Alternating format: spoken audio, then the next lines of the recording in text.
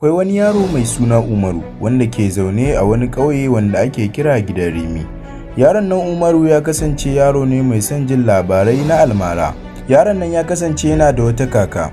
A wata ranar Juma'a ne sai wannan kakar tasa ta zaunar da shi ta fara bashi wani labarin dutse mai suna Dutsen Gizo. Wannan dutse ya kasance yana da abin mamaki da dama. Kakar nan tasa ta faɗa mai cewa wannan dutse yana can a wani daji wanda ake kira Kurmi. Ɗaya daga cikin abubuwan almara da wannan dutsen ke da shi shine yayin da ka je da wata bukata ta alkhairi ba ta mugunta ba, idan har ka samu damar taɓa wannan dutse to wannan bukatun naka za su biya in dai har ba ƙarya a ciki. To muna so idan wannan shine farkon ziyartar ku wannan tasha ta mai albarka, ku danna mana subscribe da alamar ƙararrawa wanda za mu ci gaba da samun damar kawo muku ƙayatattun labarai iri-iri.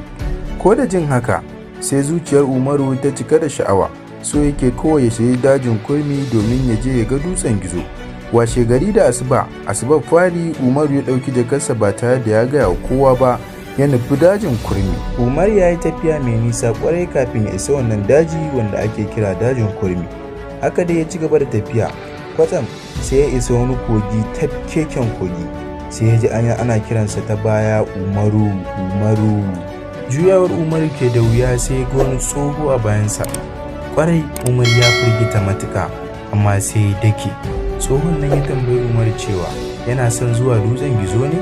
Sai Umar ya gyaɗa kai ya ce to za ka isa, amma sai ka amsa min wannan tambayoyi. Idan har kai gaskiya za ka isa, idan kuma kai ƙarya za ka zama dutse.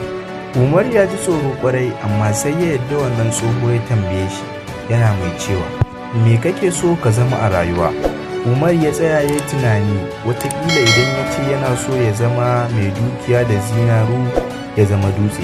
Kawai sai Umar ya furta cewa yana so ya zama mutumin kirki kuma mai ilimi. Rufe bakin Umaru ke da wuya sai hanya ta buɗe. Sai Umar ya shiga, nan take ya ga wannan dutse mai suna Dutsen Gizo. Sai ya taɓa shi kamar yadda aka umarce shi ya yi. Yana taɓa shi dutse sai ya farka. Sai dutse ya fara cewa za ka zama mai ilimi da hikaya da hankali a ƙauyenku. Tun daga wannan lokaci Umaru ya zama mutum mai ilimi, hikima da arziki, kuma yake taimakon al'umma wanda ba su da ƙarfi, har aka shaida shi a ƙauyensu. To jama'a, a nan muka kamo ƙarshen wannan labari mai suna labarin Dutsen Gizo. Domin bayyana mana ra'ayoyinku akan wannan labari, muna so ku faɗa mana wane irin darasi kuka ɗauka dangane da wannan labari. Mun gode.